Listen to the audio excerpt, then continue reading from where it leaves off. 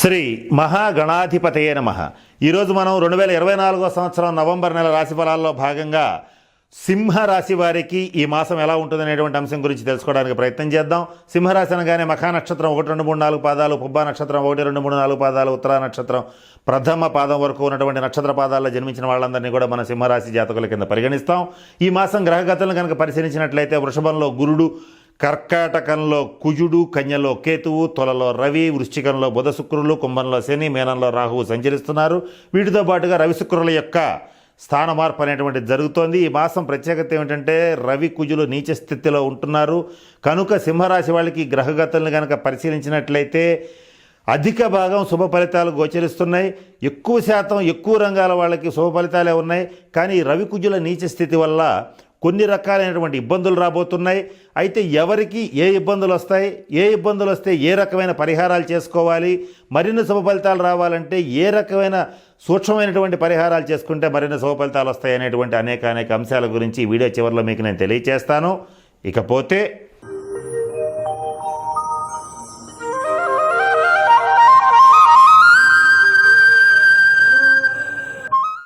ఎవరైతే సంతానం కోసం ప్రయత్నం చేస్తున్నారో వాళ్ళకి స్త్రీ సంతానం కలిగే అవకాశం ఉంది. అలాగే మరి ముఖ్యంగా ఈ సంతానపరమైన ఆల్రెడీ సంతానం కలిగినటువంటి సింహరాశి వాళ్ళ విషయాన్ని గమనించినట్లయితే జ్యేష్ఠ సంతానంతో కొంతమందికి విరోధాలు ఏర్పడతాయి, భేదాభిప్రాయాలు ఏర్పడతాయి, వాగ్వివాదాలు చోటు చేసుకుంటాయి. వాళ్ళు చేసేటువంటి పనులు కానీ వాళ్ళు మాట్లాడేటువంటి మాటలను కానీ మీరు అంగీకరించే పరిస్థితి ఉండదు. కనుక తీవ్రంగా వాళ్ళని మందలించడం జరుగుతుంది. తద్వారా భేదాభిప్రాయాలు పెరిగే అవకాశం ఉంటుంది.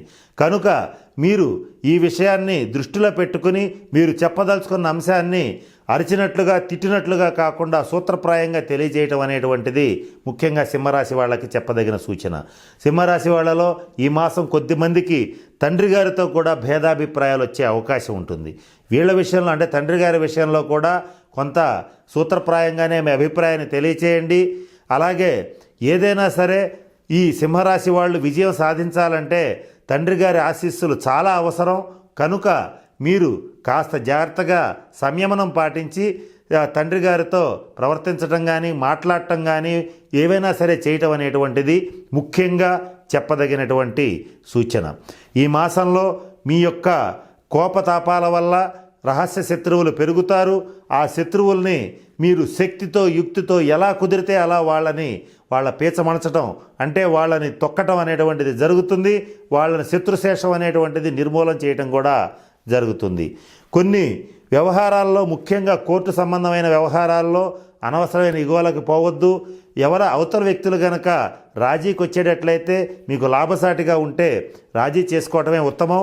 వీలైనంత వరకు అనవసరమైన పట్టుదలకు పోకుండా ఉండటం అనేటువంటిది ముఖ్యంగా చెప్పదగినటువంటి సూచన. ఇకపోతే ఈ మాసంలో పొగడ్తలకి పొంగిపోవటం, విమర్శలకి కుంగిపోవటం, ఈ రెండు అంశాలు ప్రతి మనిషికి ఉంటాయి. కానీ ఇక్కడ మీరు ఈ మాసం పొగడ్తలకి విపరీతంగా పొంగిపోతారు. పొగిడేటువంటి వ్యక్తుల యొక్క మాటే వింటారు. నిజం చెప్పిన ఆత్మీయులైనటువంటి విషయాలని పెడచెవిన పెడతారు. ఫలితాలు కూడా దానికి తగ్గట్టుగానే ఉంటాయి. పొగడ్త అనేటువంటిది కొంతవరకు మంచిదే. కానీ కొన్ని అనవసరమైన పొగడ్తలు ఏవైతే ఉంటాయో, ఎవరైతే మిమ్మల్ని అనవసరంగా పొగుడుతూ ఉంటారో వాళ్ళ విషయంలో కాస్త జాగ్రత్తగా ఉండడం అనేటువంటిది సింహరాశి వాళ్ళకి ముఖ్యంగా చెప్పదగినటువంటి సూచన. ప్రభుత్వ అధికారులు పెద్ద స్థాయిల్లో అధికారాల్లో ఉండేటువంటి ఉద్యోగస్తులకు వచ్చేటప్పటికీ ఈ మాసం అత్యంత అనుకూలంగా ఉంది. అత్యంత కీలకమైనటువంటి బాధ్యతల్ని ప్రభుత్వంలో మీకు అప్పగించడం అనేటువంటిది జరుగుతుంది. వాటిని సునాయాసంగా మీరు పూర్తి చేయగలుగుతారు. అధికార కాంక్ష బాగా పెరిగిపోతుంది. కీర్తి కండూతి విపరీతంగా పెరిగిపోతుంది. వీటిని అదుపు చేసుకోండి. వీటిని అదుపు చేసుకోలేకపోతే కొన్ని సందర్భాల్లో మీకు తెలియకుండానే కొన్ని తప్పులు జరుగుతాయి. తద్వారా భవిష్యత్తులో వాటి వల్ల మీకు రహస్య శత్రువులు ఏర్పడటం, వాళ్ళు సమయం చూసి మిమ్మల్ని దెబ్బకొట్టడం ఇటువంటివి జరిగే అవకాశాలు ఉన్నాయి. ఆర్థికంగా కూడా కొంత నష్టపోయే పరిస్థితులు కూడా ఉన్నాయి. ఈ విషయాలను దృష్టిలో పెట్టుకోండి. ఇక సింహరాశి స్త్రీల విషయానికి వచ్చేటట్లయితే ఇంట్లో సమాజంలో మీదైనటువంటి ముద్ర వేయగలుగుతారు. బంధువుల్ని సకాలంలో మెప్పిస్తూ కుటుంబ సభ్యుల్ని చక్కగా చూసుకుంటూ సామాజిక సేవా కార్యక్రమాల్లో చక్కగా మీరు పార్టిసిపేట్ చేయగలుగుతారు, సమాజ సేవ చేయగలుగుతారు, గార్డెనింగ్ వంటి మంచి హాబీస్ని డెవలప్ చేసుకోగలుగుతారు, విలువైనటువంటి ఆభరణాలని కొనుగోలు చేస్తారు, స్థిర చరాస్తుల్ని కొనుగోలు చేయగలుగుతారు, అలాగే కొనుగోలు చేసినటువంటి స్థిర చరాస్తుల్ని చక్కగా మదుపు చేయగలుగుతారు, జాగ్రత్త చేయగలుగుతారు. ఇటువంటి అనేక శుభ ఫలితాలు సింహరాశి స్త్రీలకి గోచరిస్తున్నాయి. సంతానం పట్ల మీ ఆపేక్ష అభిమానం ఏదైతే ఉంటుందో మర్కటకిషోర న్యాయంగా గోచరిస్తుంది.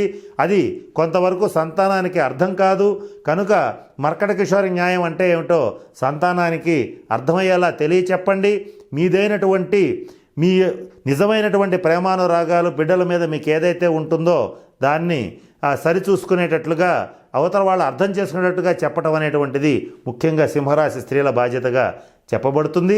ఈ ఒక్క విషయంలో సింహరాశి వాళ్ళు జాగ్రత్తగా ఉండాలి. ఇక ఎవరైతే 50+ దాటినటువంటి సింహరాశి వాళ్ళు ఉంటారో వీళ్ళు కండరాలకు సంబంధించి నరాలకు సంబంధించినటువంటి సమస్యలు ఎదుర్కొంటారు. షుగర్, బీపీ వంటి సమస్యలు వస్తాయి. అలాగే కొంతమందికి మాత్రం ముఖ్యంగా 60+ దాటినటువంటి వాళ్ళు హృద్రోగాలు వచ్చే అవకాశం ఉంది. ఈ విషయంలో జాగ్రత్త పడండి. కొద్దిపాటి ఆరోగ్య సమస్యలు వచ్చినా అవి మనల్ని ఏమీ చెయ్యవు అటువంటి భరోసాకి పోవద్దు. ఎంత చిన్న సమస్య వచ్చినా వెంటనే వైద్య సలహా తీసుకోండి. అనారోగ్య సమస్యలు రాకుండా ఉండడానికి మహామృత్యుంజయ మంత్రాన్ని ప్రతినిత్యం జపించండి. అలాగే ఎవరైతే సింహరాశి వాళ్ళు ఉంటారో ఆహార విహార నియమాలు పాటించండి. వీలైనంత వరకు నాన్ వెజ్ని తగ్గించుకోవటం, స్పైసీ ఫుడ్ని తగ్గించుకోవటం, అలాగే మైదాపిండి రిలేటెడ్ ఆహార పదార్థాలను తగ్గించుకోవటం చాలా మంచిది. ఇటువంటి ఫాస్ట్ ఫుడ్స్ని తగ్గించుకునేటట్లయితే రాబోయేటువంటి అనారోగ్యాలని ముందుగా ఆపగలుగుతారు. లేకపోతే ఉదర సంబంధమైన వ్యాధులు, హృదయ సంబంధమైన వ్యాధులు కూడా వచ్చే అవకాశం ఉంటుంది. ఈ విషయంలో సింహరాశి వాళ్ళు తగిన జాగ్రత్తలు పాటించడం అనేటువంటిది ముఖ్యంగా చెప్పదగిన సూచన. ఇకపోతే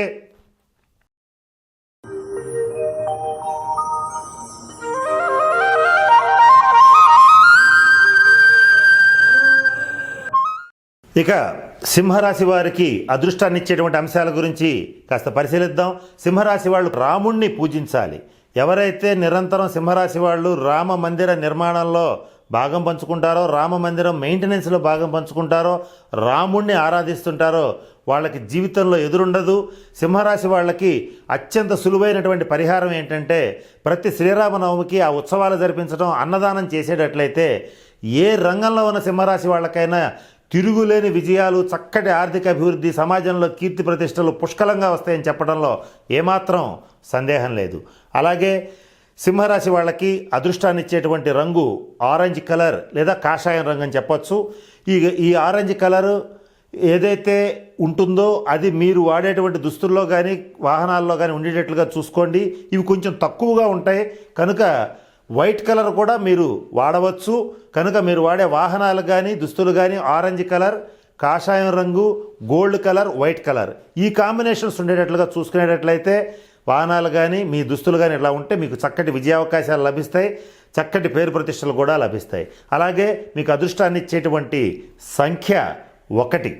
మీరు మీ మొబైల్ నెంబర్ టోటల్ కొడితే 1 వచ్చేటట్టుగా చూసుకోండి. మీ కార్ల నెంబర్ టోటల్ కొడితే 1 వచ్చేటట్లుగా చూసుకోండి. అది మీకు చక్కటి అదృష్టాన్ని, సమాజంలో పేరు ప్రతిష్టలని, అధికార పదవి యోగాన్ని, అష్టైశ్వర్యాలను ఇస్తుందని చెప్పడంలో సందేహం ఏమాత్రం లేదు.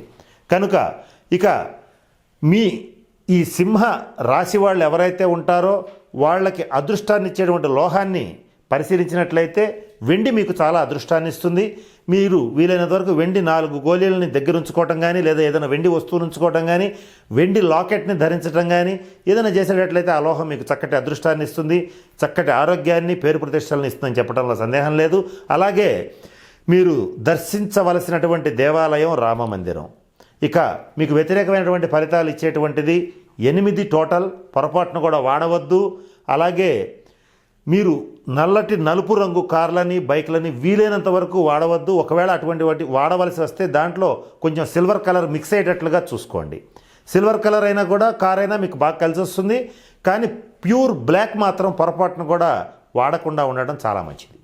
సింహరాశి వాళ్ళకి అదృష్టాన్ని ఇచ్చేటువంటి వారం ఆదివారం, అలాగే వ్యతిరేకమైనటువంటి ఫలితాలు ఇచ్చేటువంటి వారం శనివారం.